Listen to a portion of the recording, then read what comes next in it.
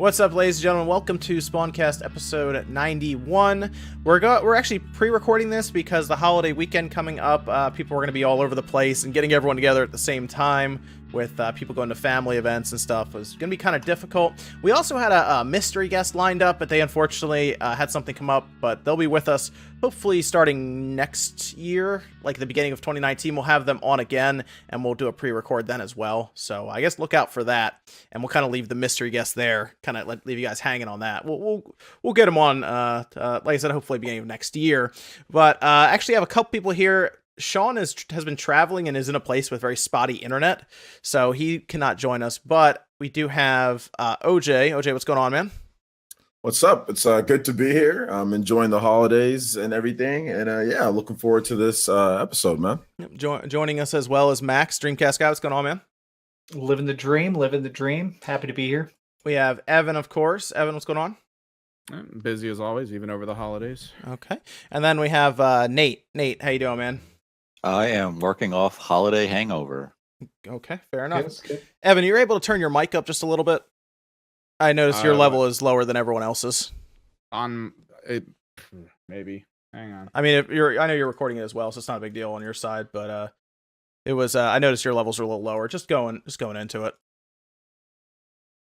So we're gonna be going over pretty much the past week in past year 2018 in games. Then we're gonna look forward to 2019 as well. Just kind of looking at it and see what we're excited for and everything. It should be a nice little quick recap of 2018 and then kind of what to look forward to. First though, has anyone been playing anything good this past week? Because I figure we would kind of quickly go over what we've all been playing. Go ahead, Dreamcast guy. Just real quick, I've been playing a bunch of weird horror stuff. I don't know why I've been in such a horror mood this holiday, but now that I've hacked the heck out of my PlayStation Classic, I'm putting stuff like Clock Tower 2 on there and stuff. So nothing too special. Yeah. Okay. What about you, Evan? You've been playing more Smash? A little bit of Smash, but no, not super happy with the online still. I'm trying to get out of the competitive mindset with it so I can just casually play it at that point. And then let's see, I had a bunch of work to do, so I kind of mindlessly had Let's Go on the you just got that last okay, so you just got that last week. What do you think of it so far? Very brain dead. Okay. I Okay. see why they did a lot of the stuff though. I see why they did a lot of it, but like there's so many elements to it where I wish it could be polished. Like I really don't like the amount of time it takes to get into battles, even though that is the classic system approach to it. But they could have sped the whole thing up, made it a little more action-y feel where everyone's throwing out their Pokemon at once and go rather than have to wait for someone to, set up, throw the ball. They tell you a little bit, you throw. It's just so much effort to then hit one button, kill the thing, and then move the fuck on. You like the traditional Pokemon though. Leading up I to don't this. I don't mind the traditional ones. I just think they can be polished. It's been decades since the first one released. I don't know why we're still stuck on the original approach to how any of it has to happen visually, at least. So you wanted to see something different from Game Freak, just in general. Something to push it a little bit. And hopefully the 2019 version gets released like that, because I can't wait for that one. That's actually an interesting one. Yeah, they're looking apparently to surprise people. Which means Pokemon Let's Go 2 is probably going to happen in 2019. That would make some people mad.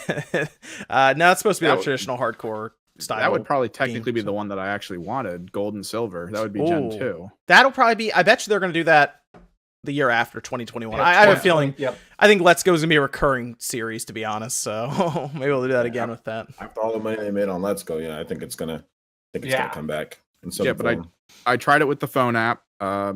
Interesting, kind of weird. Oh yeah, I never tried it with the phone app at all with Pokemon Go. What was that about?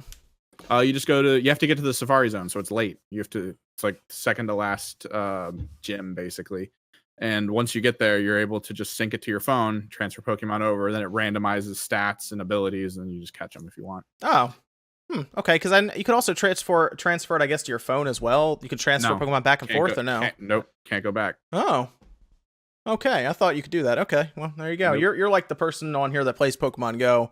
I don't think anyone else on here really plays it, so you would have been the perfect audience member for that. But interesting. Okay, so you're going to be checking out though next year's definitely.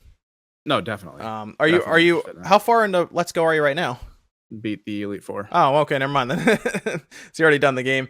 Yeah. It was about 20 to 25 hours, right? That's about I think what I clocked. I think I clocked 21 for the Elite Four. Yeah. So did you notice that your team leveled up much more evenly than like back in the day because everybody was getting experience and everything? It's XP share, but from what I understand, the Pokemon you get from the Safari Zone get boosted XP as well. So my guys were miles ahead of where I needed to be by the time I got there. Yeah.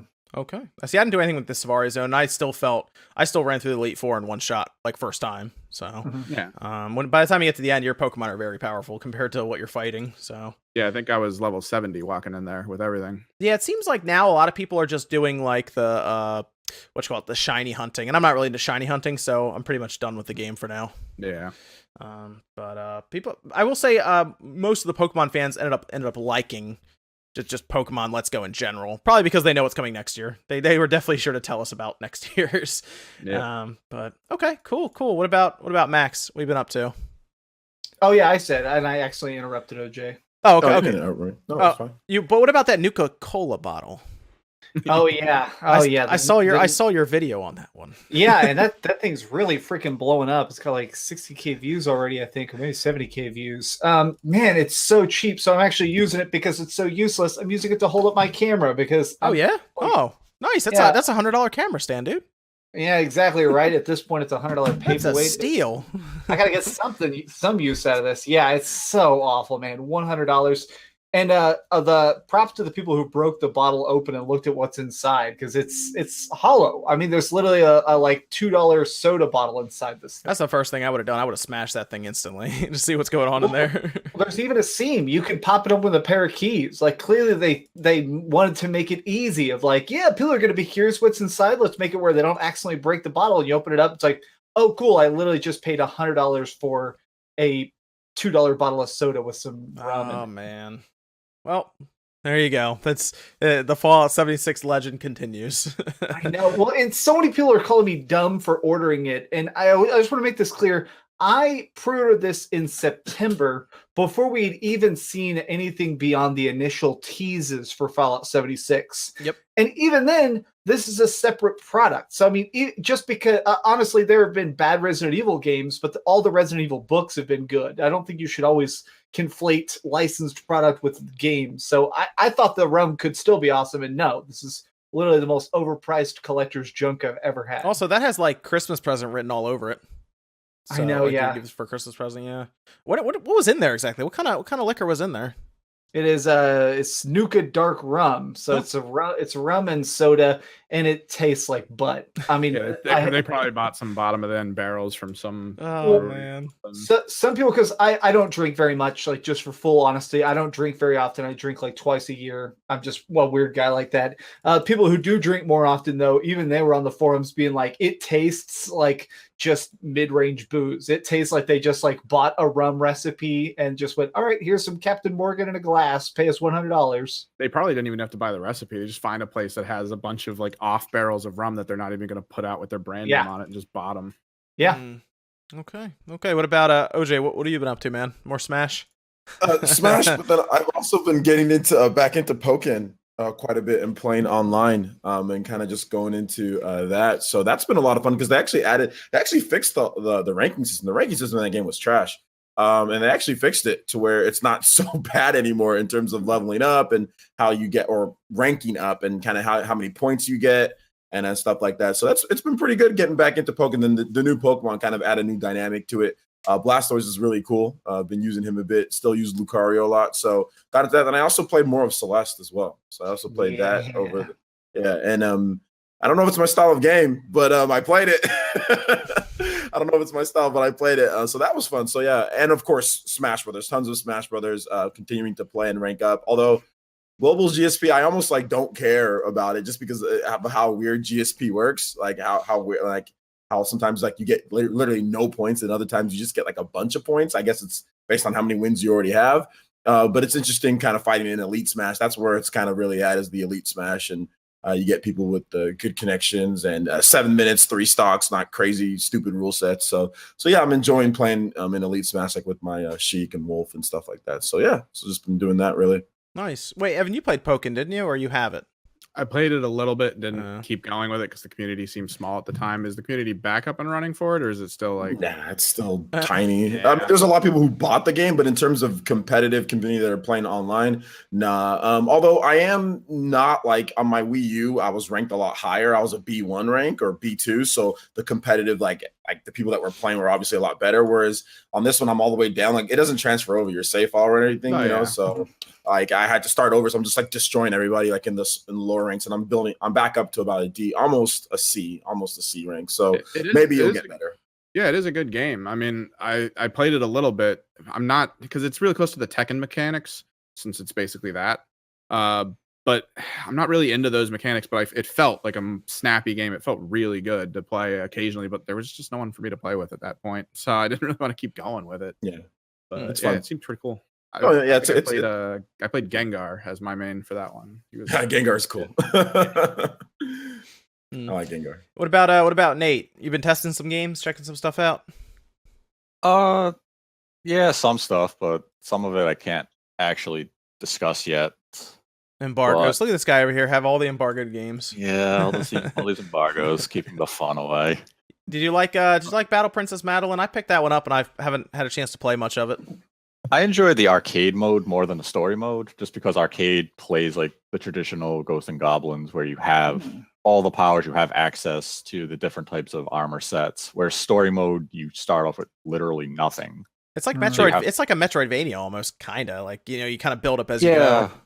Yeah, it is kind of, because you can go back to the other areas once you get things like a double jump, so you break down walls and you find secrets and stuff like that. And, I mean, the story mode is just a little obtuse in terms of direction. You're kind of just left to your own and to find where you're supposed to go. Though the game, when it got patched, it did add some like direction. It gives you hints. Okay. But like, it's a game that some people will love because has that classic feel, and it's a game that people will hate because it's not hand holding you the entire time. It's a very difficult game. Yeah, the game will kick your ass repeatedly. If you look up videos of it, people are getting destroyed by that game over and over again. But yeah, but I mean, it's definitely for the Ghosts and Goblins audience. It's people who want to get their ass kicked by little zombies. some quick pieces we can go over real quick. PlayStation Classic. Done. It's failure, flopped, all that. Yeah. It's $60 straight up. Some places, apparently through Target, you can get it for almost $35 with like some discounts and the cartwheel card or something. Yep. Not good. not good. It sounds like it didn't sell at all leading up to Christmas. I can actually say the Walmart by me, I think, sold 2 the entire time it's been out. So any thoughts on the PlayStation Classic? Do you think Sony will try it again next year, or do you think they're gonna call it here? Well, so the main question, so I think that they're gonna try this again next year. 100%. I think we're gonna see a revision of it. The question I have for you guys is, do you think that we're gonna see a reprint or restock of these? Because remember, Nintendo was really smart. They did the opening run of NES, and they did the opening run of SNES Classics, and then they waited like 6 months to really build up like the hype again to do a pressure cooker, and now it's one of the highest selling items of the season. Do you think that Sony's going to try and replicate that, or are they just done? Like they're just these sold, we're not going to make anymore.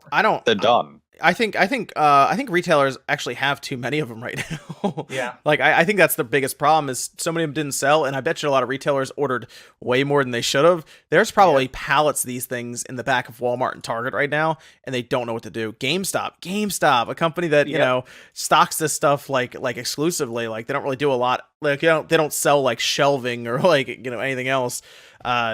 They're selling it for $60. It's bad if GameStop is slashing the price like that on a new item. They're losing money on that, so it's not good. I think if they did it again next year, they gotta fix the game catalog. It's got to be a good catalog. It's pretty clear you can't just put a plug and play out there and it sell.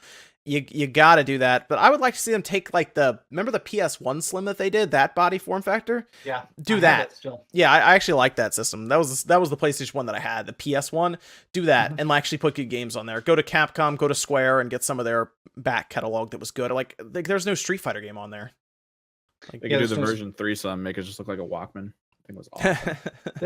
That'd be cool. I really think that they need to put some Dual Shock Edition games on there. Even if they not the crazy, even if they don't do the super special ones, I think it'd be cool to have like Legend of Dragoon on there because it actually made use of the analog sticks, or even stuff like Resident Evil 2 Dual Shock Edition actually had extra content and more costumes. Like, put that on there. People want that. I think it's gonna have to be more expensive though. I think it'd have to be like $130.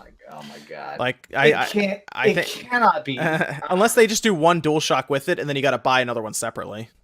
Yeah, I mean, I agree with you. I'm not saying I disagree, but my God, oh my God, that would be a torpedo in the water if it's like you can get both the NES Classic Edition and the SNES Classic Edition together, or you can get just the PlayStation Classic Edition 2. Yeah, here's the interesting thing though. If you think about it this way, apparently now after the holidays, Nintendo's not going to be selling the Super Nintendo. They're not going to be producing it anymore. I mean, so they say. Yeah, they say. I think they're going to bring it back next October. I think they're going to stick to their word for a while, but then they're going to make another limited run of them. Like, it's free money. It's so cheap to make them. Well, here's the thing. Here's where it kind of gets interesting is if they're kind of putting that on hold to do the N64 Classic. You think they'll go like silent for a full year? We get N64 in 2019, and then do all of them again in 2020. I could see like an announcement for the N64 Classic in like summer, or even if they wanted to go real early, April, and then they have it ready to go for like September, October launch, and it's $100. But then if PlayStation tries to do or Sony tries to do the next PlayStation, it's $130. They're in trouble. Like there's no way. They're and Nintendo has a big advantage because if you really look back on it now, when it was all happening at the time, the PlayStation had an awesome library because they had a lot of third parties, and now you go back on it and you got to license those third parties, whereas Nintendo just has this awesome first party lineup that they can just throw on there. So it's become kind of unfair now, almost unbalanced on the other side. It's interesting that 20 years, like how long ago was that? Was that 20 something years ago? Here we are 20 something years later, and because of the way that console generation shook out, now here we are with them kind of flipping the table and saying, well, we got all the first party stuff like Mario Party, Mario Kart, and all this stuff. We're just going to put it on there. So it's interesting to see, but yeah, that would be fun if that happened, or maybe the N64 Classic comes out next year and it's literally the only plug and play on the market at the time. God.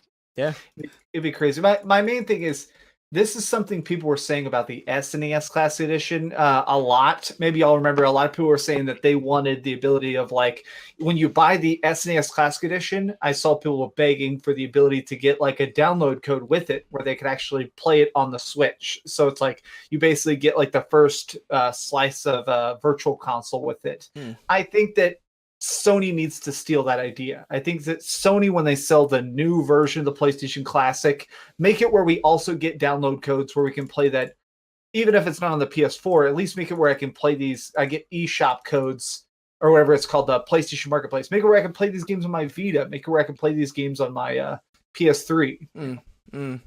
Yeah, that'd be cool. We'll have to see if the PlayStation 5 is like backwards compatible minus the PS3. Like if you could put like a PS1 disc in and play it. Like how Microsoft has that for the original Xbox and the 360. I think it'd be important. I think it'd be important for them to do that. I think it'd be really cool for them to do that too. So we'll see.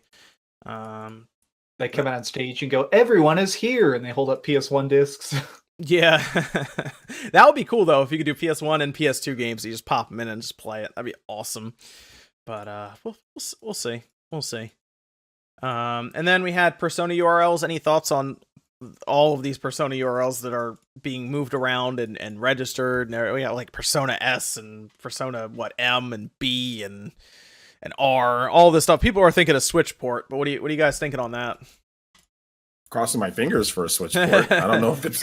I don't know if it's going to happen. What's Persona M? Is that like Persona Mobile? That's just. I think it's just Atlas trying to, like, it was suggested on there. Atlas just trying to throw people off on what's actually going to be announced. Yeah, I don't think there's actually going to be anything in terms of like a Persona M or anything like that. Yeah. But Atlas does this. They've done this before, like with Persona related domains. So it's going to be interesting to see what they do. Just because I know like Persona 4 Golden, that was so dope to be able to play that style of game. So I mean, if they were able to bring it over to Switch, that'd be cool. That was one of the best selling games on the Vita. Yeah. Wasn't one of the best selling Persona games too. Yeah. Wasn't it the second highest selling game on the Vita? Yeah, I think Uncharted was number 1. Yeah, that's what it was. Yeah. Yeah, and then what was underneath that? Killzone, I think, was on there as well, and then Call of Duty.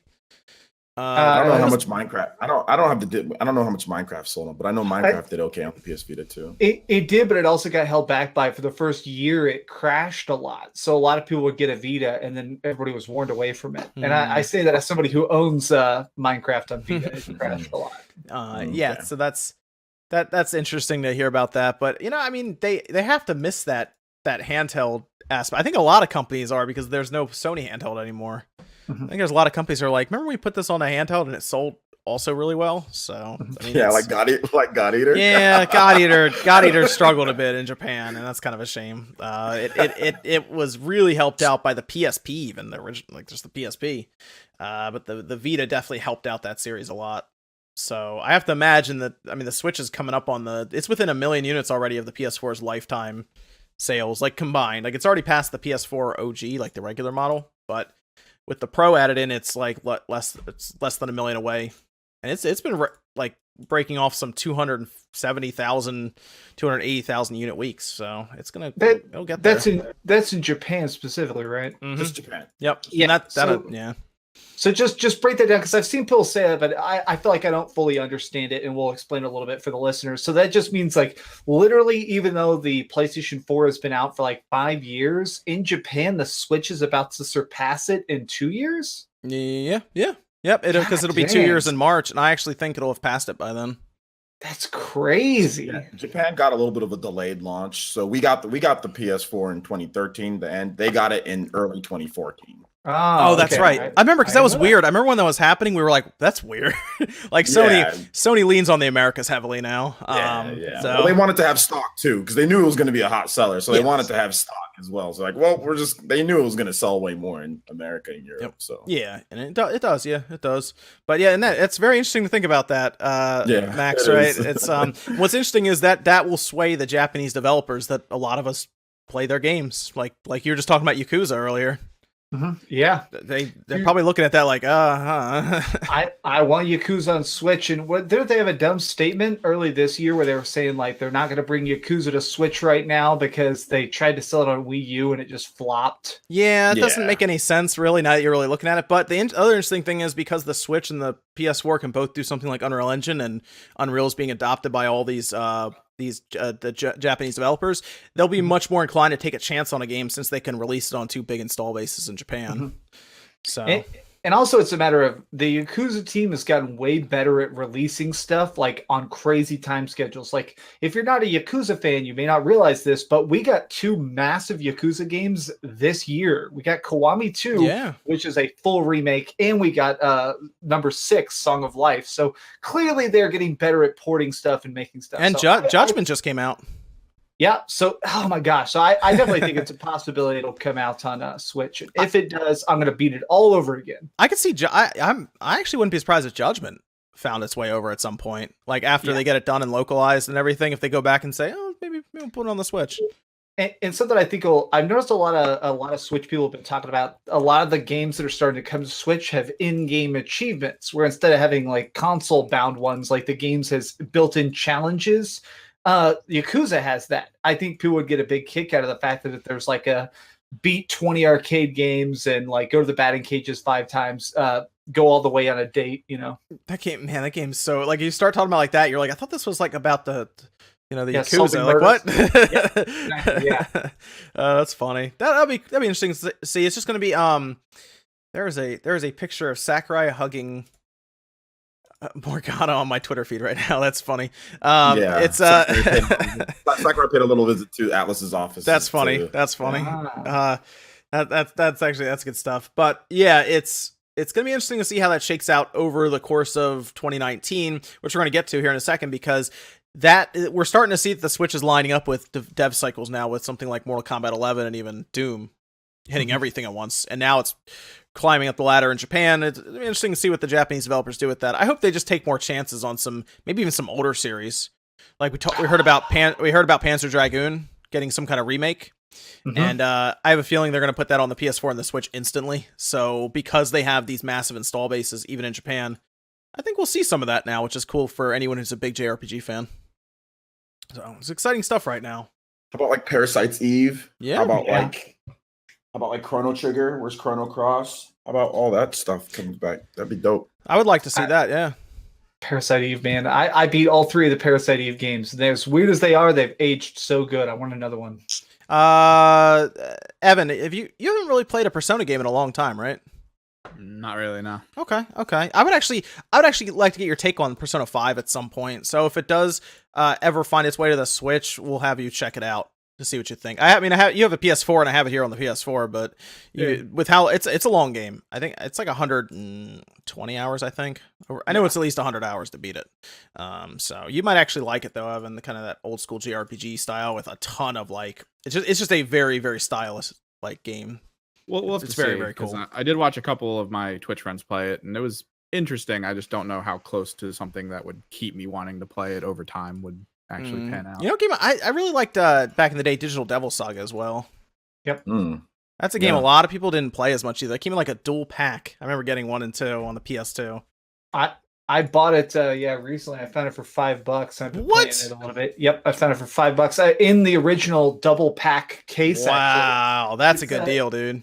Behind all my PS4 games in the background, I have about 150 PS2 games, and that was one of those ones where I found for $5, and they clearly just mispriced it. So I just walked up to the register. I was like, "I would like this game. Please don't price check."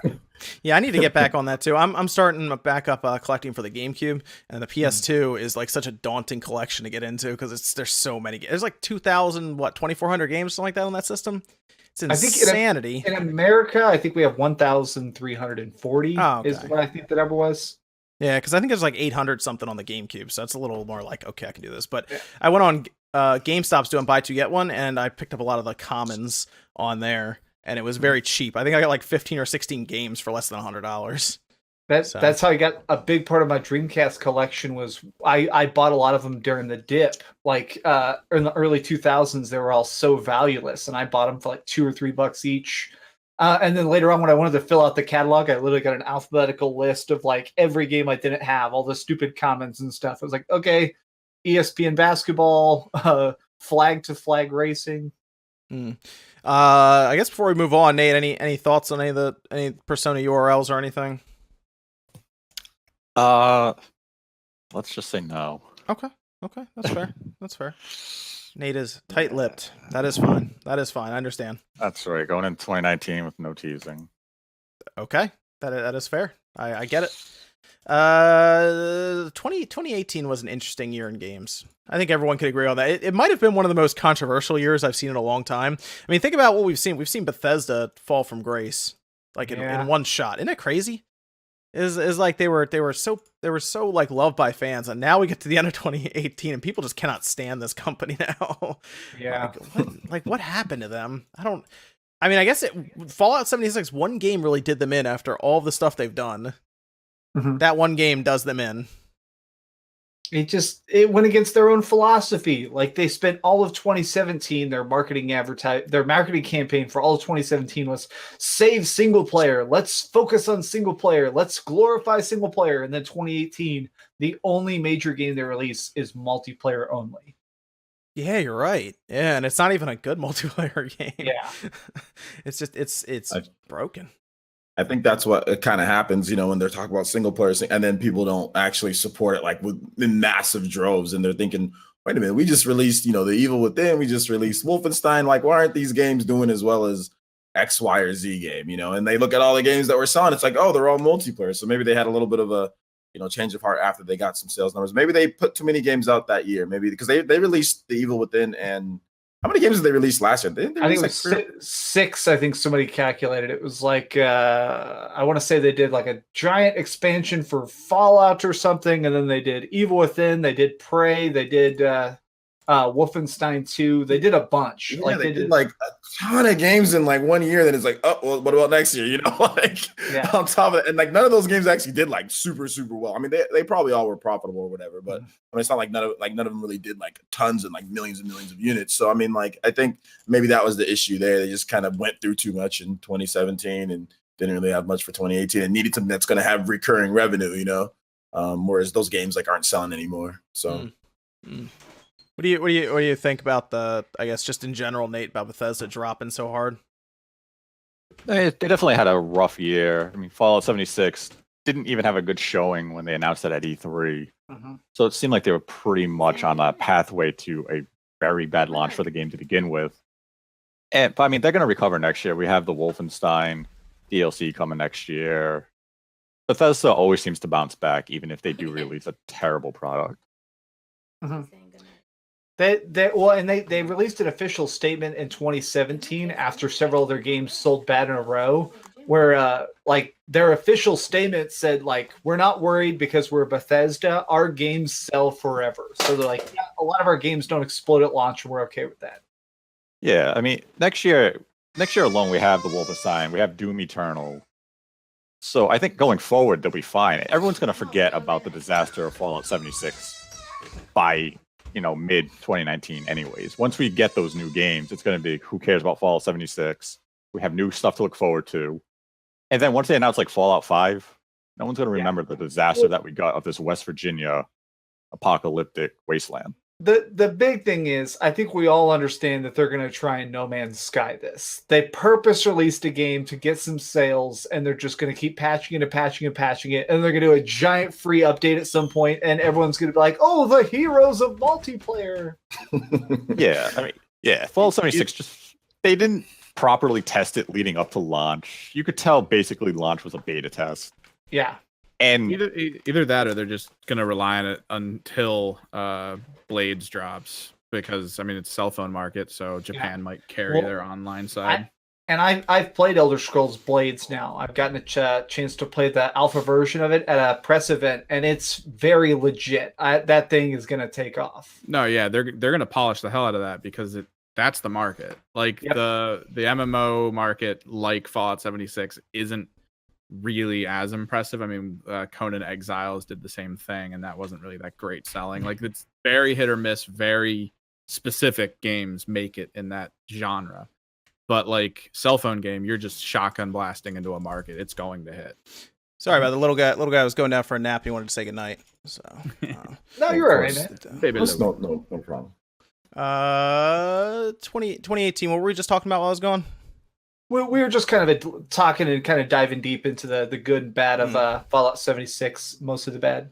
And Bethesda. I was like, did we hear any good? Wait a minute. Hold on. Did anybody say any good? The game turns on. It turns on. but probably not for everybody. Yeah. I was looking through the very large list of games that have come out. I mean, starting in January, this is the thing. There are some games I forget that they just come out. Like Dragon Ball FighterZ and Monster Hunter World came out in January. And it almost feels like they've been around for so long. I forgot they were even this year. But Monster Hunter World and Dragon Ball FighterZ, Celeste was also in January, which is another good one. I mean, this is, I look at it, this has been like a great year for indie games. Like, I'm really just looking down this list. I mean, both Celeste and Messenger were in there. There was that game that I didn't even play that won Best Art Direction, I think, at the Game Awards. Obra Dinn. Yeah, that one. I didn't even play that, and it looked really, really cool. And then going into February, February had a ton of releases too. Yeah, every month. So obviously I'm a reviewer. Man, this entire year, I loved it because I was always swamped, but I also hated it because I was always swamped. Like, and everything was good. Like, the problem was like there were so many good games to play. It's not like you could just like wham bam, thank you, ma'am. It was really like, oh my god, I got to do another 15 side quests in this amazing game. How am I gonna have time? Yeah, like February had a lot of like, I'm trying to think if there's anything really big that was in February. It was definitely like Metal Gear Survive. That was was this year. We all forgot about that game. Yeah, I totally forgot about. I thought that was last year. I totally forgot about that. Kingdom Come Deliverance dropped in February, which is still considered one of the best designed and looking games for that type of genre. Bayonetta 1 and 2 collection was in there as well. Age of Empires Definitive Edition. A lot of reports. Layers of Fear came to Sea of Thieves. It was Secret of the Secret of Mana. That's right. They did put the Secret of Mana remaster game out, I guess. That kind of fell off too. I forgot about that game. Hey, did y'all notice this? Is something I was thinking about last night. Did y'all notice that it seemed like we got almost no big DLC in all of 2018? Like, we had a bunch of games, but did y'all notice it seemed like we had like almost no major expansions? Maybe that's just me. I feel like, yeah, I mean, the expansions we got were more focused on the games as service stuff through Xbox, so they weren't paid for. Because technically, Sea of Thieves got like 4 expansions that actually drastically increased the amount of stuff you can do in it, and then no one talked about it really. You're thinking of like The Witcher 3's DLC, like how massive that was, or like was it Uncharted Lost Legacy?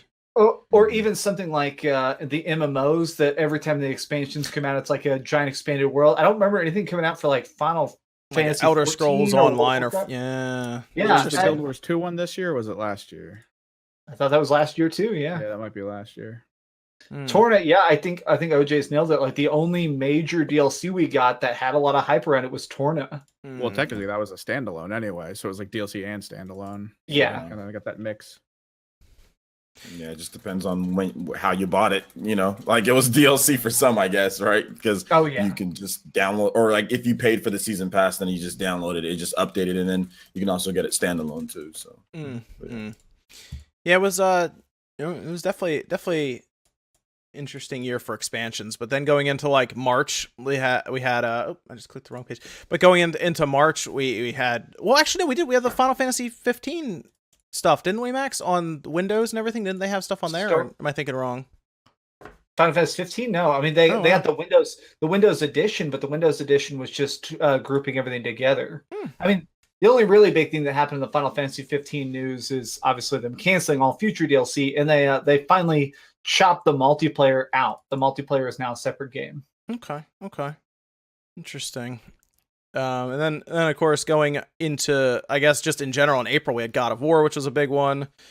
But Ease 8, yep. Ease 8 was a big one to have as well. That game had some weird issues on Windows and stuff. That was such a weird situation with that one. During the beta, yeah, but they ironed most of them out by release because they gave us that early copy and you could feel them. They were pretty bad, but then literally by release, almost maybe like 50% of the ones I kept getting hit with were gone. So that was pretty good. You got stuck fighting a big fish in that one, didn't you, Evan?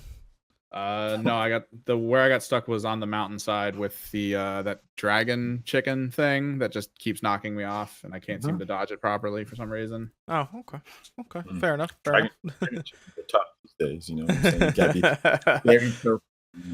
We had a landed, and I was like, "That's the best creature in this game. That's awesome." We had a Yakuza 6, like Max was saying, that was in April as well on the PlayStation 4, which was good. So good. Had Labo released, Variety Kit and Robot Kit, which now is making its way in the schools. Like I was saying, it probably should have done in the first place, where they had some deal with like 2,000 schools. But I haven't really heard much about Labo recently either, like at all. So I don't know what happened to that. I think the Toy-Con sometimes it's in the top 20 media crate. That's all I've seen. Yeah, when it comes to the new Toy-Con one, the Toy-Con 3. Yeah. I do think Nintendo probably wanted that to be bigger than it was. It seemed like they wanted it to be like the new balance board, like the new thing everybody got, and it just wasn't.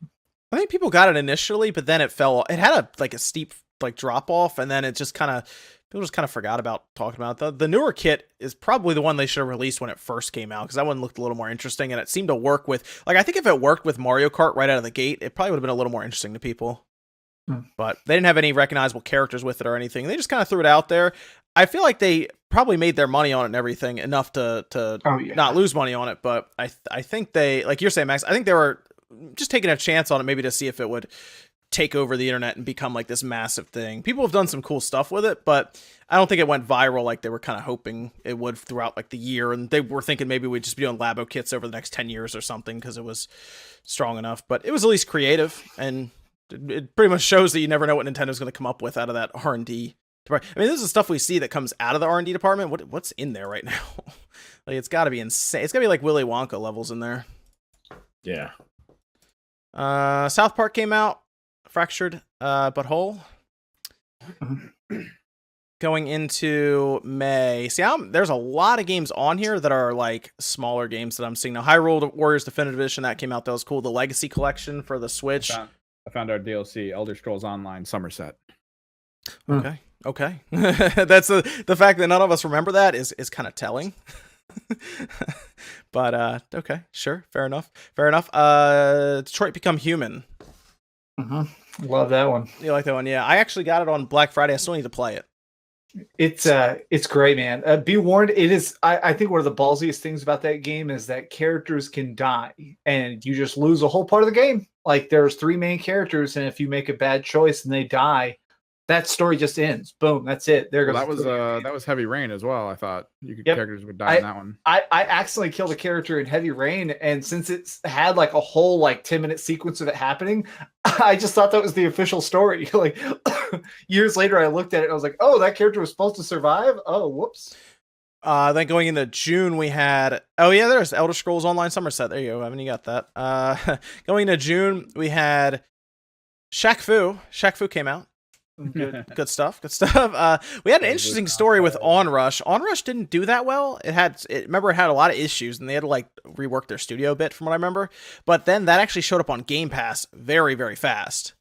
So that was kind of the first time that a game showed up on Game Pass almost right away, almost because of a poor launch. And it's kind of made people wonder if other day and date third-party games could show up. Vampire. I actually was all right with Vampire. I didn't think that was a bad game. Some people did. I thought that was actually kind of hit or miss. I hated it. Most of the internet really came around on it. Like I realized I am now one of the few people left that really, really disliked it. It was just me. I did not like the facial animations. Mm-hmm. I did not like the dialogue paths. That was my thing. And I thought the whole leveling system was weird, like where you had to drink blood to level up, and the more you knew people, the more it gave you. So you'd have to like do quests for somebody. So you had to basically choose which characters you were going to kill. Like very interesting mechanics, but after a while, it's kind of like, can I just beat the hell out of people? Like, can I beat Blade? I did think it was kind of interesting that they gave you the opportunity to just kill people in the town, but it'll affect things going forward. But it lets you kind of fast track the leveling system a bit. Because when you kill somebody, you got a ton of experience, but it would affect things in like your normal life when you were trying to talk to people. So I'll be honest. I killed off the whole homeless population. The homeless. Oh man, that's fun. And then we had Unravel 2 come out. I actually bought that. I played about halfway through it. I got to play a little more of that. We had Sushi Striker, which seemed to really struggle. That really had a hard time. Sushi Striker did, which is a shame because it seems so interesting. And I mean, it's kind of it's a cool game and everything, but I just people just overlooked it right away. I think the price really hurt it too. It was like $50 when it came out.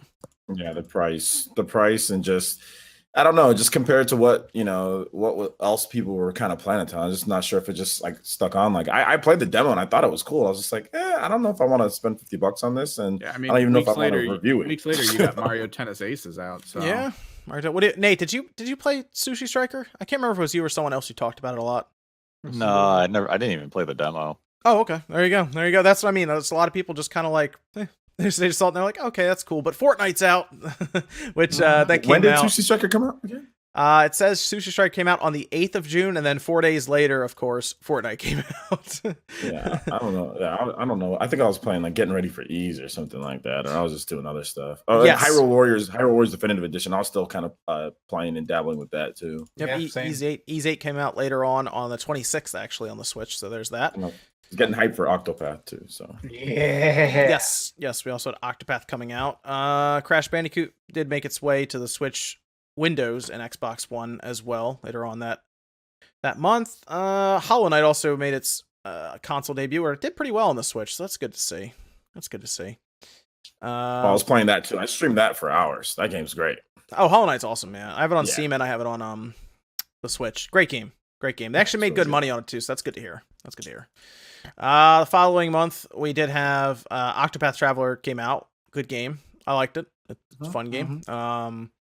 It's interesting because that studio apparently is going to now break off inside Square, but they're getting like their own like part of the building and everything. They're getting their own studio, workforce, and Division 11. Yeah, Division 11. Yeah, so it's pretty cool. Now they're getting all kinds of resources, I guess, to make games for. They made sure to note that it's for not just they're not like just a Switch developer and develop games for basically everything. Just about it sounded like anyway, the way they were making it sound. But they're talented, so give them more money, right? I've heard a lot of people speculate this, so this isn't my own original idea, but I've heard a lot of people say that they've been trying to create another Final Fantasy, something else they can just churn out sequels to that people will get invested in, and they think that's what Division 11 is going to be in charge of. It's like making more Octopath Traveler, but also making stuff for other consoles. Find new ways to basically create RPGs between the big 5-year cycle of Final Fantasy. Well, Finishing Final Fantasy Fortress. if the partnership worked out as Yeah. well as it seemed to between them and Nintendo, I'm sure Nintendo will probably publish another project for them. Yeah. But then they'll also be like, well, let's make something for the what's the cumulative total of all the systems combined right now, like 160, 170 million systems or something like that. Yeah. You know, they're gonna be like, yeah, let's make something for everyone for 170 million potential customers. So you'll have that. But I think Nintendo, they're on like a publishing spree right now with that and what we had, Ultimate Alliance 3, and so I think they'll probably do something else with that team just because. Then we had X Collection, Mega Man X Legacy Collection, which I liked a lot because it's Mega Man X. Everyone can experience it. Don't like X8. Yeah. Don't like it at all. The level design is bad. I'm sorry. People liked it. It's bad. Go play Mega Man X4. X4 is good. X3 is good as well. X2, I can take that or leave it. Did everyone get X Collection? I don't know. Evan, you didn't get it, did you? No, I got the classic Mega Man collection, not the X collection. I gotta get you that X Collection, man. I think I have it physically. Yeah, I bought it physically. But they gave me a code for the other ones, which is annoying. But I need to get you that X Collection, that first one, that first cartridge. It's pretty It'll good. be I love playing the old ones. The old ones were great. Yeah, the cartridge that I got physically has X1, 2, 3, and 4 on it. And then the PS2 and PS1 games are on like the download code. You have PS4 as well, so that actually comes with 2 discs. And it might even be cheaper on there by now, because some of those games got marked down heavily. And then, of course, we had at the end of the X Collection, if you go into the museum, one of the pictures in there says his fight's not over or something for Mega Man X. So X9, maybe next year. Maybe. We'll see. And the No Man's Sky patch dropped that month. So oh to bring it back. yeah. That actually, you know what? That actually went over well. I don't hear as many people mad at No Man's Sky anymore. I know some Yeah. people have said starting still sucks, like getting things together to finally start to join the universe still kind of sucks and isn't really paced well. But then once you get past that hump, it's fantastic. Well, the way multiplayer works in that is actually really smart. It's very intuitive. It kind of just it accidentally puts you in a solar system with other players in a really cool way. So like every time you play, you're on your planet, you have your base, you're able to just start warping around, but you just stumble on other people in a natural way. It was great. I had a lot of like cool connections. I still don't like that game very much because I feel like it's extremely slow. It's only for people who want to play like 300 hours of a crafting simulator, but it was cool to be able to like land and walk up to a guy who's speaking Norwegian and like make hand gestures at each other and go build something. That was really cool. Okay. And we moved into August, where that's when the game releases started to really pile up. I mean, there's a lot of stuff going on in August. Yakuza 0. Yep, that made its way to Windows, actually. Yeah, people were blowing that thing up in 4K. It looked ridiculous. The official release of Dead Cells. Yes, and that was that went over well. Yeah, I heard there was some mess around that. Yeah. Kami HD found its way to the Switch, which was cool. Monster World went to Windows. Also good because it actually worked out fairly well on Windows. People bought it a lot, and it did really well for like I think that game passed 10 million copies too at this point. The Messenger. Everyone should play The Messenger. Great game. Windows and Switch. I just got it, so Ooh. I'll be playing it. Yeah, check that out. Just got it for free, so Nice. pretty cool. Okay. Yeah, the Twitch Prime, you get games, and Messenger was one of the games that they just let you get. So I have it downloaded. I'm gonna play it. Yeah. Messenger That's was one of awesome. them. Wow. If you have Amazon Prime, just link it to your Twitch account and they'll give you free games all the time. It's fantastic. I will do that because I have Amazon Prime. Yeah, I will do that. Just- Man, the Messenger though. Wow, that's a good one. Smoke and Sacrifice too. They also give you that game for free, which is I haven't played it yet, but it looks. I remember covering it. It looked cool. Yeah, check the Messenger out. That's a deeper game than you'd figure. Like I started playing it and I thought I was almost done the game, and then it completely changes and opens up again. That's like a 20-something hour game, and it's like Ninja Gaiden side-scrolling Metroidvania, and it's really well done. It's really well done. So I'd recommend checking it out. The Max had probably one of the best days ever on the 21st when Shenmue 1 and 2 released. Oh my gosh, yeah. I still think that's one of the happiest when they sent me the review code, because they sent me the review code 2 weeks early. Man, so not only did I play that game, I bought 5 copies of it. I have a bunch of copies. I have the collector's edition that only came out in Japan. I got full platinum trophies on both the games. I got every collectible. I did everything. God, they're so good, man. Moving into September, we had Dragon Quest XI, which is actually one of my favorite RPGs of the year. Great game. But now I'm gonna get, I guess, more of it on the Switch when S comes out, because apparently there's more stuff in that one. I skipped Madden 19, by the way, because it's Madden 19. I don't know. I don't really the sports games. Like, did anyone realize that NHL 19 even came out this year? I didn't see anyone talk about that thing. I mean, NHL fans did, but none of them are vocal. So. Okay, sure. Well, they're all in Canada, so it's all good. You know, Yeah. all the NHL fans. Yes. But we were kind of coming up on when everything started dropping. Was there anything in October, November, December that really got you guys, that really grabbed you? Because we're going into a little later in the podcast, I wanted to also get into 2019. Anything big? Like Darksiders 3, I think, was a dark horse. I think it was better than a lot of people gave it credit for. And they just patched it recently to change it up a little bit as well. I don't know if you saw that, Max. They patched it and made it less Dark Soulsy, I guess is what you'd say. Oh, really? Wow. Yeah. What'd they do? Like, oh, there was a massive patch list where they did a lot of stuff. I really was asking. I sent them a message and they were like, "We'll look into it," about an Xbox One X enhancement patch. I don't think they've done that yet, which is a shame. But they changed it up a lot. This was recent. This was the beginning of. It was on the 6th. Actually, no, 6 days ago. I'm sorry, not 6 days ago. Here we go. Second update. yeah, I got it pulled up right here. I can see it. Okay, cool. Yeah, so you can kind of see what I'm talking about on kind of their combat. You can play around with the settings even, and they even raised the level cap to 200. So they did a lot of stuff to kind of rebalance it a bit. The ledge grabbing, that's the thing. Yeah. Improve the detection, and so she can grab more consistently, because that was the issue that I was having a little bit. It was well, it was really weird is because she throws herself when you're holding onto a ledge and pull yourself up, she throws herself like 20 feet in the air. So you would assume that it would make like landing and stuff easy, but sometimes you would still slip off. Like your hands would touch a ledge and she's doing the reach animation and you just go through it. It's like, oh, okay. Well, get this. Listen to this option, Max. One they added. This is the big one. Added new option for combat. Upon loading a save or starting a game, players will be prompted to choose between default and classic combat. Classic mode should feel more like previous Darksiders titles, allowing Fury to dodge, interrupt her attacks, as well as use items instantly, much like what we do with Darksiders 1 and 2. And then the other option is Dark Souls, basically, like we've already been playing. where it has more wind up, because that was the weird thing. It's like there was like a purposeful delay to all her actions. It felt like there was an input delay just put in there because. And if you weren't playing on like a fast monitor, that was my issue too. It was like it made it even worse if you weren't playing like on a fast. It was like, what the hell? Like that's why I got this 1 millisecond bad boy over here. That's why. Well, exactly. I played it again on my on the one that you recommended, and it's definitely better. But now with this new option, it's even going to play better because you can interrupt like you're supposed to in Darksiders. Yes. So I'm definitely going to go through and maybe beat it now at this point. Those monitors help a lot with things like fighting games or like any of these fast-moving games like Darksiders. Night and day with Smash. Night and day. I mean, I can't even go back. I actually took my 50-inch TV out of my office here. I'm like, I'm never playing anything on that again. I put it in the spare room that I have. People don't realize that a lot of these TVs have 20 to 40 millisecond like just lag in general. And then they play on a monitor and then they go back. Like I have a hard time doing it. I can't do it. Oh yeah, so I gotta play on monitor. Absolutely. Yes. And then, actually, this was around the time that Nate became famous on YouTube for a bit too. Do you remember this, Nate?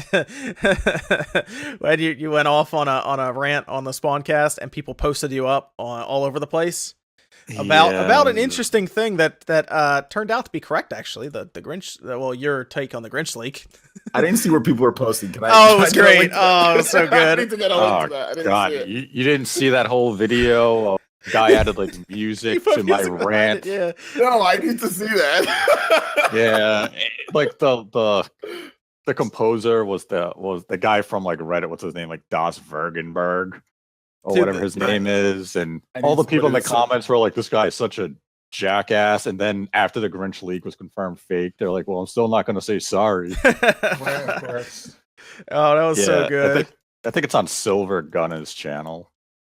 Oh, it was so funny though. If you listen back to it, it was great. People like the music at the behind it was that video got a lot of views too. Yeah, I think the last time I saw it was just a couple months. It was like a month ago. It was like 50,000 views. I think it's more than that now. I think it's like I thought it was like almost 100,000. I thought. What's the name of the video?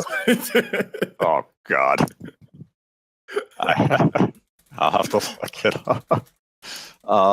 Let's see if I can Send find me a link, Nate, to Twitter or something on DM. You have to find it. And oh man, I searched. If you want some funny stuff now, search Smash Bros. Ultimate like Grinch leak, and there are a lot of people who are like, are all these guys lying to us? Oh and yeah. None of these videos aged well. Like you're looking at it now, it's like, oh man. Yeah, I mean, man. they thought Nintendo paid us off to say the leak was fake to throw them off track. And I mean, I wish I was getting a check. Yeah, I from was saying Nintendo we for can do 10 that. grand. Be like, say the Grinch leak is, fake. Okay. Yeah, let me Sure. just put this because I think all of us at some point are they say you're being paid to say this. Let me make this crystal clear to anybody who ever says that to anybody who is in the games business. If a company actually approached us and offered to pay us to lie, we would make $1 million by leaking that. Like, there's no way we would actually take that money because, like, if Sony approached me and said, like, hey, we're coming out with this bad game, we'll pay you to say it's good, I would make way more money just revealing that. So don't ever think that any YouTuber is being paid to lie. That's ridiculous. Yeah, I was trying to remember what it was called. It actually wasn't. I don't even think it was called anything to do with the Grinch leak either. When the video went up, Nate, I can't remember what it was called though. I don't remember how. Like, I saw it on Twitter when it was going around because everyone was,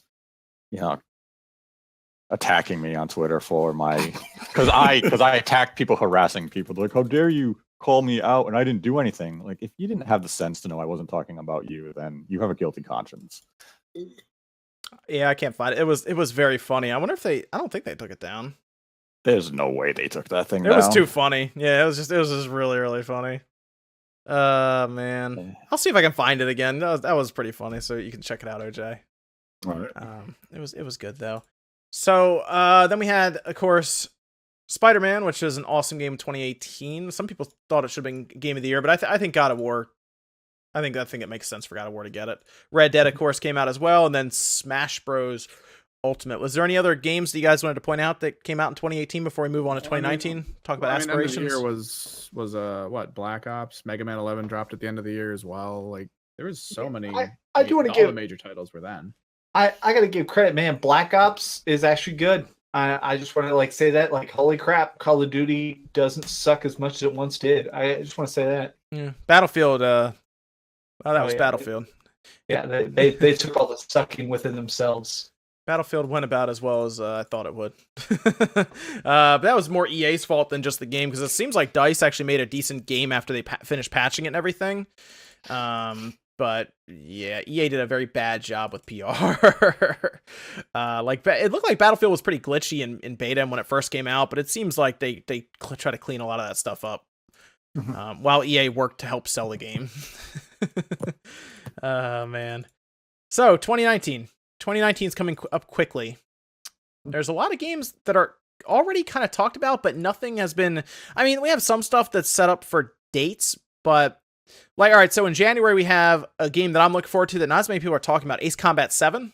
I thought you were going to say fitness boxing. My bad. Oh, wow. That's coming up quick. January 4th, man, on the Switch now. Gotta get in shape, man. New Year's resolution. Let's go. Yeah, Ace Combat 7's one I'm looking forward to, but I found out that the VR missions are there's only 4 of them. So that's kind of annoying. That was something that actually would have been really cool to play all the way through it, like Resident Evil. But no one's really talking about Ace Combat. That's kind of, I guess, just flying under the radar. But then we have, of course, Travis Strikes Again, No More Heroes. We're checking that out.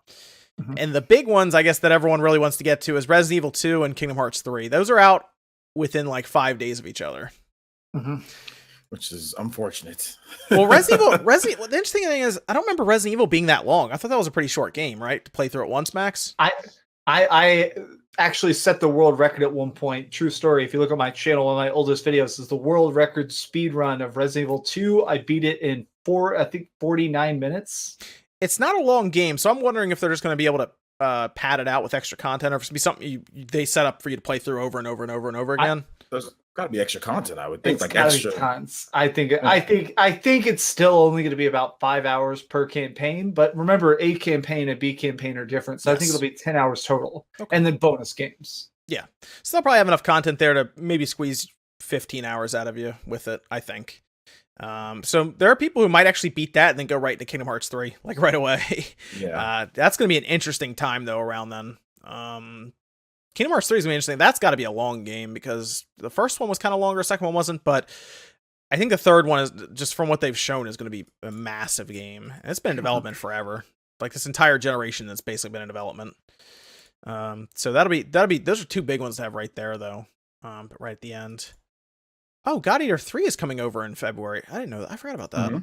There's a demo coming, I think, in January too. English demo. Ooh, okay. We got that Crackdown 3. Oh, we also know that Resident Evil 2 is getting a demo in January at some point as well. They said it? I did not hear that. Yes. There was a True Achievements found it on the Xbox, and I was like, I wonder if would Microsoft do that thing they did with Devil May Cry and work to get an exclusive demo? I don't know. I feel like Sony would want that demo, but maybe it's just on all platforms. Who knows? Well, they did a demo for Resident Evil 7, so that makes sense. yeah, Yep. it makes sense Yeah. to do another one. But that was also a very different demo because that demo kept updating and evolving. And the demo of Resident Evil 7 was also separate from the game and included characters that weren't in the game. Well, here's the interesting Sure. thing. It sounds like this is going to be a timed 30-minute demo. Yeah, I'm looking at it. With the demo come to the Xbox Store, PS4. So yeah, it's only seen in the Xbox code right now. Yeah, I think it's going to be on both platforms. It was just threw me off because, of course, Devil May Cry, Microsoft got an exclusive demo for whatever reason. Yeah, that threw me off a bit there. February does have, like you just said, Evan, we have Crackdown 3. Metro got moved up, actually. Metro Exodus is coming out the same day. It's coming out 15th instead of the week after. So there will be a good game to pick up that day. Oh, jeez. Oh, shoot. Far Cry New Dawn's out that day, too. Which I know a lot of people are hating on that, but I'm actually super excited for it. Jump Force out that same day, and Dead or Alive 6. It's actually a lot of games for the just right in the middle of February, the 15th. And I'm going to be in Washington when that happens, so I'm literally going to be out of town. I'm going to try and review something before I leave, but I can't get everything. What are you doing in Washington? Anything good? I'm going to flying up there to see Washington, D.C. and hang out with the girlfriend and go to a convention. Which convention's that? Anything good? I'm going to go to Katsucon again. Oh, yeah, we did that last year. That's right. This year, yeah.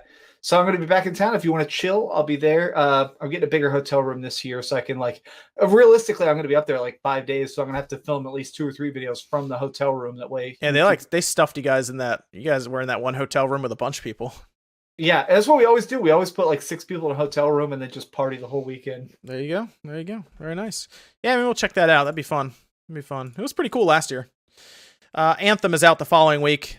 Anyone hyped for Anthem? I actually am, yeah. Really? I'm very curious how they handle it. So I think I'm super, super excited to play it just because I have no real concrete idea what the heck I'm getting into. I'm trying to get excited for it, man, but it reminds me of Destiny so much, and that concerns me because EA is there with them, and it's like EA ruined Battlefield 5 badly, and I'm like, this is BioWare. I wonder if because Battlefield did so poorly, if Anthem just has a ton of pressure on it right now. The main thing that I grew tired of in Destiny was that there's invisible walls everywhere. You're kind of just funneled into quest zones. And Anthem looks much more open. Whether that ends up making the map feel really, really flat and boring, we'll see. But even though this game could turn out to be completely garbage, right now I'm excited to see it. Okay. Very cool. Oh, and Phoenix Wright Ace Attorney Trilogy is out Switch, PS4, and Xbox One as well on the 21st, the day before Anthem. So it could be a cool way to get caught up on Phoenix Wright, I guess. Before what we assume is going to be a new game sometime next year, maybe. We'll see. Left Alive is also out on the 26th. And I forgot about that game. They send me press releases for it all the time, and I still don't really know what it is exactly. It was supposed to be a spiritual successor to Front Mission, I thought, is the way they described it, but I keep looking at gameplay for it, and I don't really know. I don't know what it's supposed to be. It's weird. I don't know if anyone's really even paid attention to it at all, to be honest. I feel like it's not going to sell well, just to be honest. Did you guys see that Toe Jam and Earl is out in March, the 1st? The game's been getting delayed so much. I just kind of lost track and stopped carrying it at one point. But Yeah, it's coming out for Linux too. Weird. It's Windows, Mac, Linux, Switch, PS4, Xbox One. Toe Jam and Earl back in the groove. Be checking that out as well. Devil May Cry 5, that's going to be pretty exciting. to get. I'll be curious how their microtransaction stuff goes over, because I'm sure it won't go over well. Buying levels, bro. Yeah. Division 2, which, Evan, you liked the first Division, didn't you? I remember you played it a lot. It was pretty good. All the stuff they added to it over time, definitely that should have been release day, because once you get to a certain point in that game, a lot of developers have this feel that people are going to only spend maybe like 20 to 30 minutes in their game a week. So they are expecting that you to last long in it before they drop DLC. But for a lot of people, especially people like us, that's not the case. Yeah. So, then a game I'm really looking forward to at the end of that month, Sekiro, Shadows Die Twice. That should be awesome. Yeah. Not Super Robot Wars T. I'm definitely down for Super Robot Wars T. I love that tactical series. robot. Whoa, I did not even know that was happening. Have you not played Super Robot Wars? You like that on the? I remember you played that a lot on your DSi back at the store. DS, yeah, you love that game. So fun. So yeah, you played that constantly. It's on the Switch, PS4. That's March 20th. In Japan, probably have to import it. So well, if it has an English option, you could just download it on the Switch straight up from the. You got to do some weird currency swapping on Amazon stuff, but you can make it happen. Yeah, we'll see what the box looks like in Japan if they have that. Yeah, if you go on like Play Asia, they might have a physical release for it as well. Then into April, Mortal Kombat 11, Days Gone, Dauntless, and Super Meat Boy Forever. Mortal Kombat 11 is the one I'm probably looking forward to. I'm honestly concerned about Days Gone because I haven't been impressed by it yet. So it looks like Last of Us. Am I crazy? Yeah, no, it's very Last of Us-y, and I just think they're going the wrong direction with it. Like Last of Us works so well because it was one of the first times where we saw the zombies don't matter style of zombie apocalypse. Like, let's tell really human stories in this really messed up world. And this time it seems like they're doing the opposite, and they're like, the people don't matter. Check out all these zombies. Right. And then going into June, Crash Team Racing.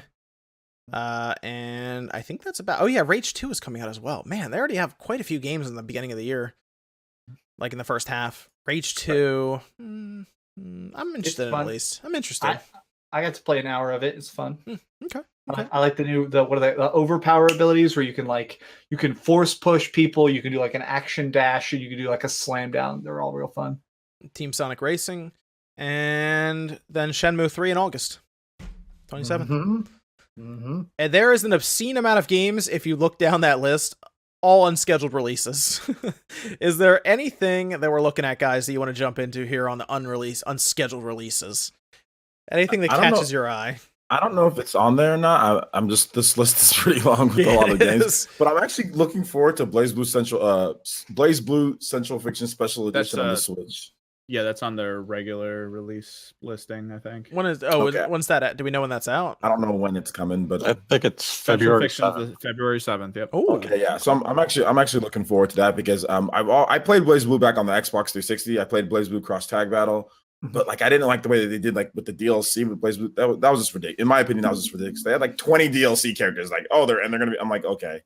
Let me know when the game is finished. You know? Let me know when this one has everything. This Blaze Blue, the special edition, has everything kind of built in. I've always wanted to get back into it, but Cross Tag Battle was just the DLC was ridiculous on there. So I decided to wait or just play something else. So yeah, looking forward to that. That's the Guilty Gear developer, right?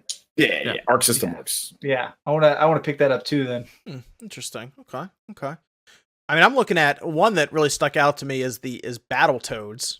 Yeah, Untitled Battle. What is going on with Battletoads right now? Like, I thought we would have heard something about it by now.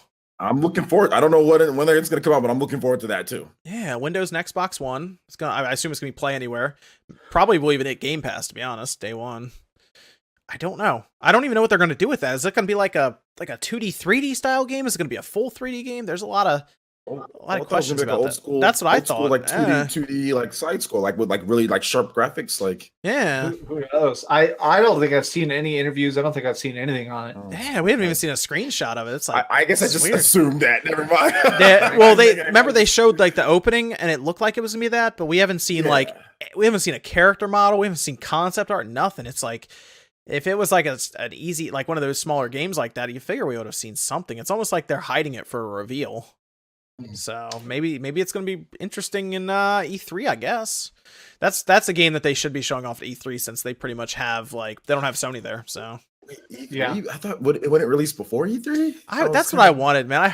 I was hoping it would, but I don't even know anymore. That's when would they announce it? Because I don't know when I'm they would thinking do that it. I'm thinking that it's not as big of a game. That's the reason why I'm saying Oh, yeah, before yeah. E3. I mean, but if it's a bigger game, then maybe what I'm That would thinking. work if it was a smaller game. That would work to reveal it in an Inside Xbox 1 month or something beforehand. Yeah. Just drop. How about just drop it? Just be like, hey, it's out. Go to Game Like- Pass. It's out right now. Yeah, like Battletoads is out. Like you just go play it, and then I don't know. I just want to play it. I'm not a huge fan of Battletoads, but I grew up playing it and getting my butt kicked like over and over and over and over again. And so I mean, I just want to play. I just want to see what they do with it. It just was one of those franchises that I played as a kid, like religiously. You know. Anything on this list, Max? That's like that's sticking out to you?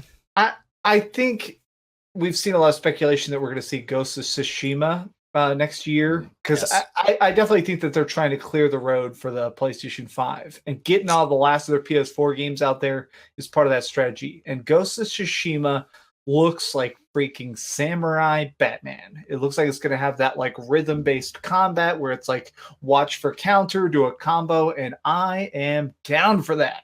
Yeah, I mean, here's the thing. They can release the PS4 games all the way up to release of the PS5 as long as it's fully backwards compatible, and it would even enhance the experience because, you have a library immediately to play on your PS5 then. So that would be cool because Ghost of Tsushima, we assume, you think that's like a holiday title next year?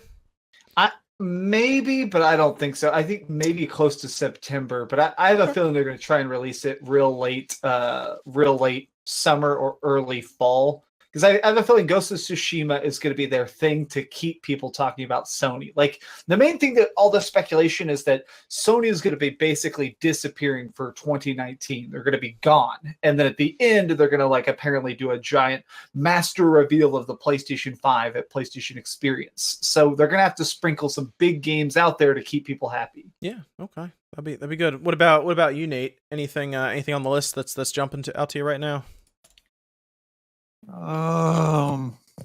Should I come back to you?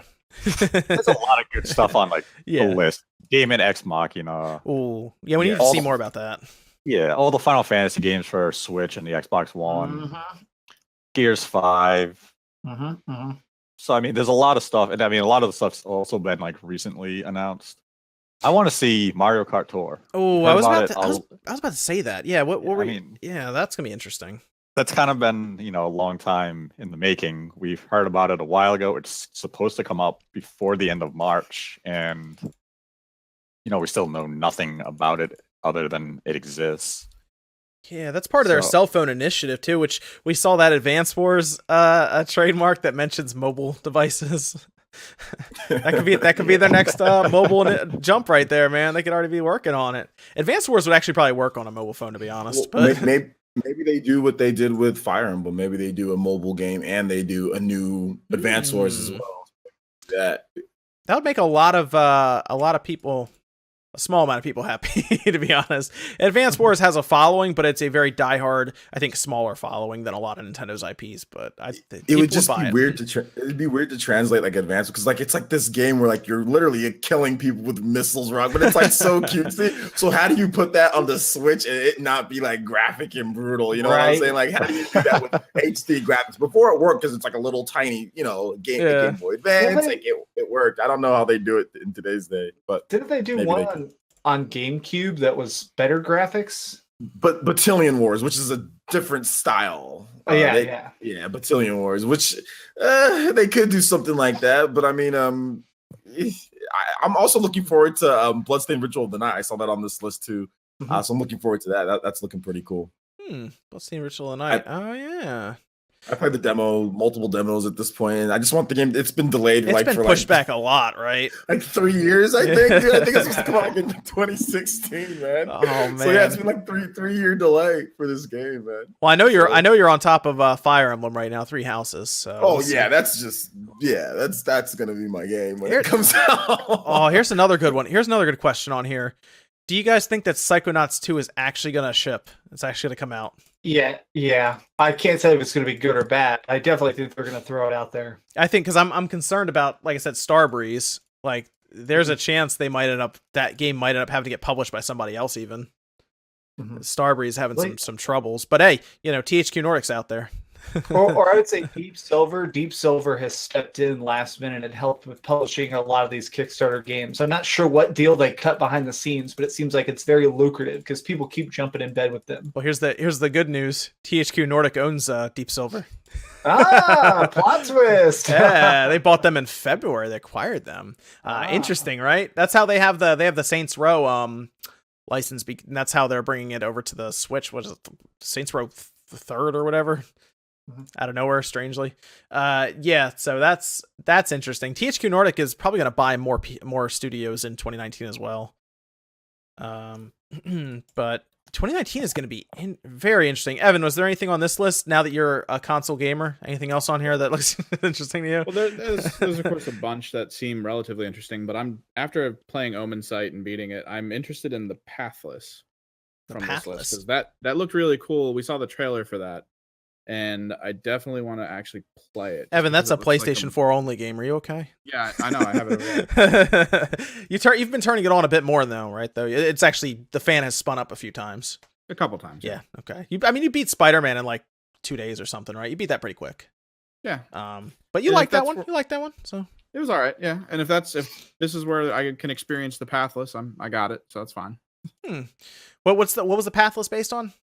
It was just a large open world game. It has that kind of cell shady painty style to it, the style that's really considered like the indie style for 3D games. They don't really go into much, but there's just a giant floating thing above this massive valley that you're in, and that there's a story to it. That's about it. That's all I know from the trailer. Okay. Fair enough. Then I forgot about Wargroove, but I guess that's coming out. It says Q1 here. I guess that's coming out next year. They pushed it back twice now, I think, or once. They've pushed it back, I know. So Q1, that'll be a cool game, especially for people we were just talking about, RTS style games like a Advance Wars. There you go, or like a Fire Emblem.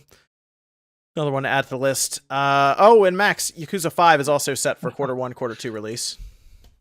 Why is Nate laughing? 5? Yep. Is that going to be on PC or PS4? what? PS4. Is it in America? Because right now they're working on because 3, 4, and 5 came out on PS3. They're re-releasing them right now in China and Japan. So the release date. This is marked as A, so it would be America. Yeah. Oh, that's so weird. That's so weird. I'm interested. I'll buy it. I'll beat it. But that's so weird. A lot of people in the Yakuza community were assuming that they'd do like a trilogy pack and they'd put 3, 4, and 5 all at once on one big thing that was like $60. But maybe they'll sprinkle them out of order. Who knows? Oh wait, no. The A stands for Japan only. That's what I thought. Yeah, that's what I thought. I spent so much time reading about Yakuza. That's why I was like, whoa, what? Well, I'm sure it'll probably come over anyway. They keep bringing Yakuza over anyway, so 2 years from now. And that's the thing is that they're not going to remake 3, 4, and 5 is the word. It's like they did full remakes for 1 and 2, and obviously they made 0. But the main train of thought is that they're just going to port 3, 4, and 5 and upscale them to PS4 and translate them into English. And I'm okay with that. They're fine. They look great.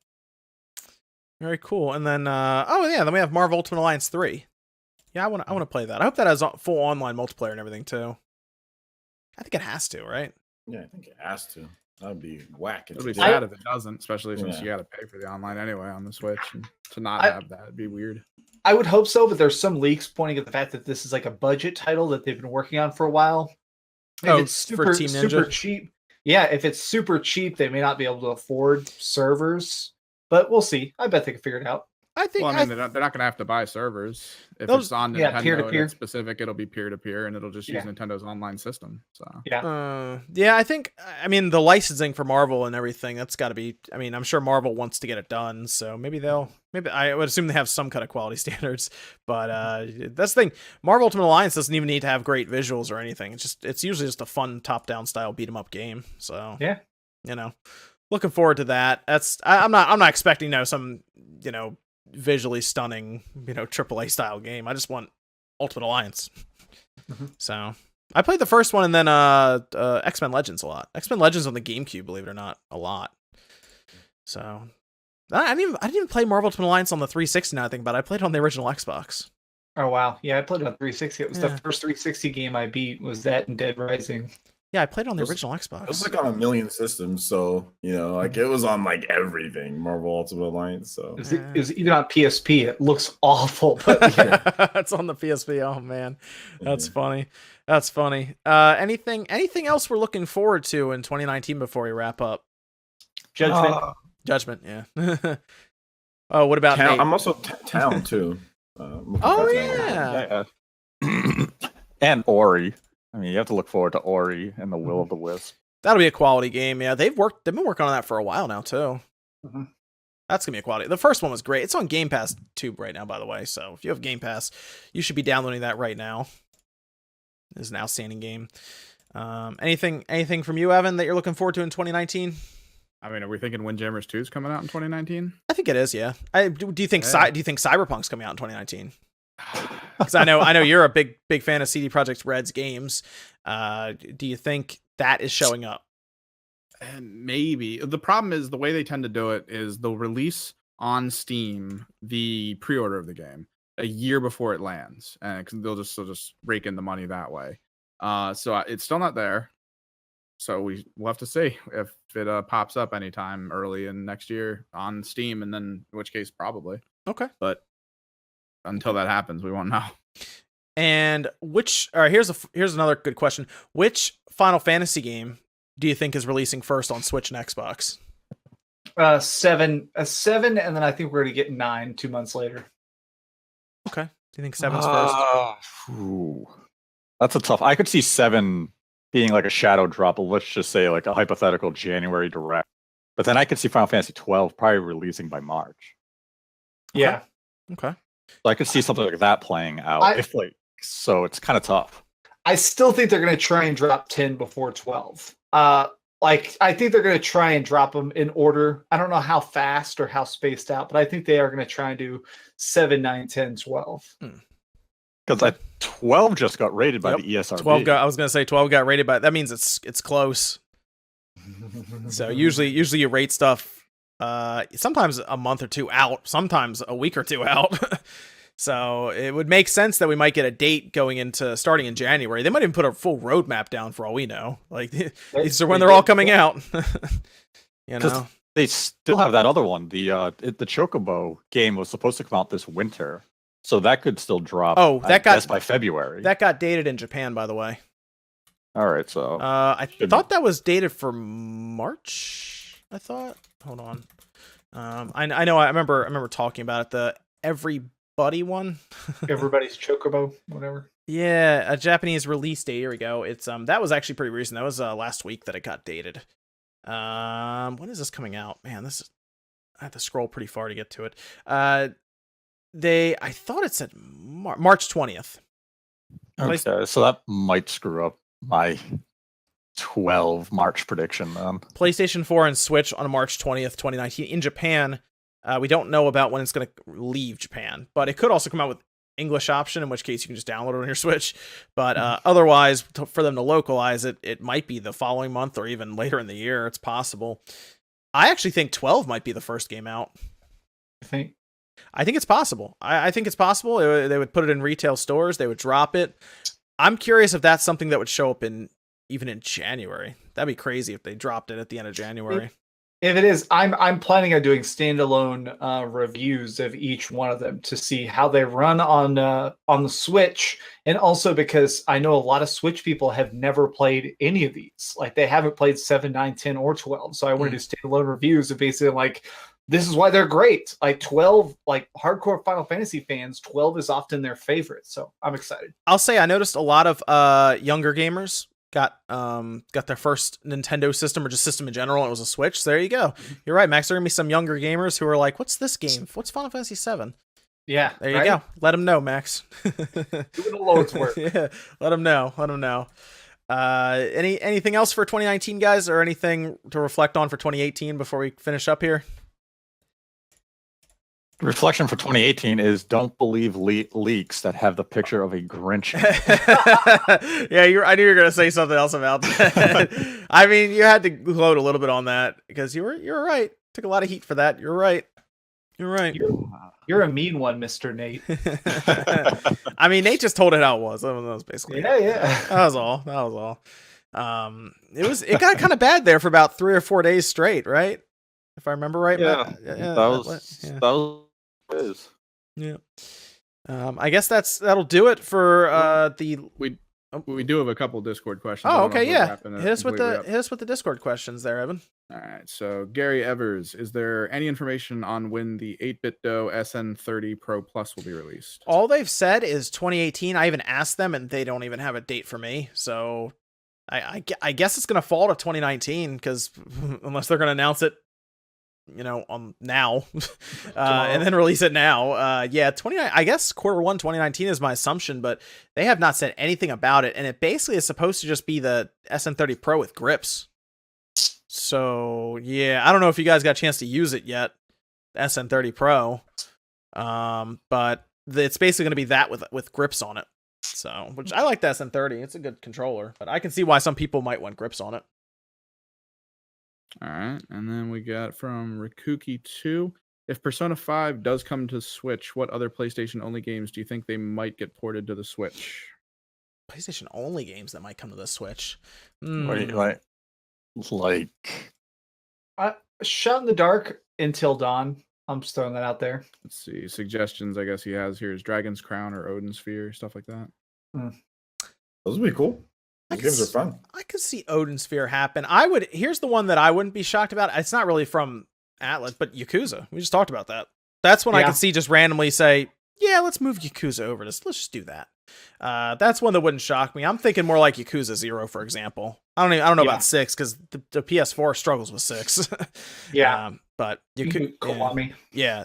0 or Kiwami. Those would be, I think, pretty easy ports to just do and call it a day. But that's one that people believe is stuck with the PlayStation brand, and I think Sega would look at that and say, yeah, that's easy money. Yeah, let's do it. Mostly because they already tried it with the Wii U. I don't think that was good. I think you're right, Max and OJ. Even I think that was a bad excuse for why they're not doing it right now. So, but yeah, I'm sure they remember it though. They remember that Wii U crowd well. What's any other Sony games you guys have in mind for the Switch? Anything else? No. What's yeah? What's next, Evan? No, that's it. Just 2 questions this week. Okay. Very good. Very good. I guess that'll do it for episode 91 of the Spawncast. We'll be back next weekend. Next Saturday night, 9 p.m. Eastern time, we'll be live then for our first Spawncast of the year. Right? Yeah, of 2019. Let me go around here so you know where to find everyone. Nate, you're the big block in the middle, although we probably covered you up in post, so we don't see just a yellow block. But where can they find it? Because you're coming up on 10,000 subscribers, right? Yes, I am 126 shy. That's pretty good. Maybe by like the second week of January. You're getting close, man. 126 shy. Wow. Yeah. Inching my way there. Dude, that's not bad because then you can start, talking with Nintendo and stuff about ambassadorship and getting games a bit earlier and everything. So, that'd be good. That's the ultimate goal. Well, where can they find you so they can try to help you get closer to that goal? They can find me on Twitter at DirectFeedGames. From there, there's a link to my YouTube channel where there's a lot of direct feed footage of games. Okay. Everyone's link is also down in the description as well. You can check everyone out. What about you, Max? Where can they find you, man? YouTube.com/DreamcastGuy. Man, there's so many big reviews already coming up. So definitely many of you already are subscribed, but if you're not already, I have a lot of stuff in the works for January. One of them being I have a big video I'm going to do all about the Anthem beta, which is coming out in January, along with, of course, reviews. So cool. Yeah, I'll be curious to see that Anthem beta to see what you think about it. This should be interesting. And then OJ, where can they find you, man? Yeah, you can find me right here on YouTube, just Player Essence. I'm going to have some stuff going up, kind of have some revamps to the live streams, going to have some new shows, going to do some gear reviews and stuff like that. So it should be a lot of fun in 2019. Yeah, just subscribe. Just find me right here, Player Essence, or on Twitter as well. You're doing a lot of live streams like pretty much every day now, right? Yeah, pretty much every day, live streams every single day, but we're going to be revamping the gameplay live streams as well. I'm going to have a set schedule on, gameplay stuff that we're going to be doing, giveaways and things like that. But we're going to be looking into getting a lot more Smash, obviously, but other stuff as well. So it should be a lot of fun. Getting a new layout and everything, so it should be a lot of fun. Cool. That should be good. And then Evan, you're on Twitter, right? Yep. Just Kimrick's on my project. Twitter, I'll post up information there. I think we got our Smash look. We're gonna actually take a look at Smash Yeah, and talk about it. we're gonna do some Smash Kind of stuff because you've been really looking into a lot of the finer details, and I've just been playing it like a casual. So mostly World of Light. I actually like World of Light, so that's really all what I want to talk about. So. But yeah, cool. Yeah, make sure you check out Evan. We'll have a video out for Smash coming up here probably by next week, I'd say. Yeah. So we'll do all that. It'll be fun. It'll be a fun look at it. It made a lot of fighting games that have day one DLC and on disc stuff and in beta characters that you then have to buy look kind of bad. So yeah, the fighting games generally they nickel and dime you pretty hard, but they did it right here. That's gonna do it here for episode 91. Thanks so much for stopping by, and we'll be live again next Saturday night, 9 p.m. Eastern time, and we'll see you guys then.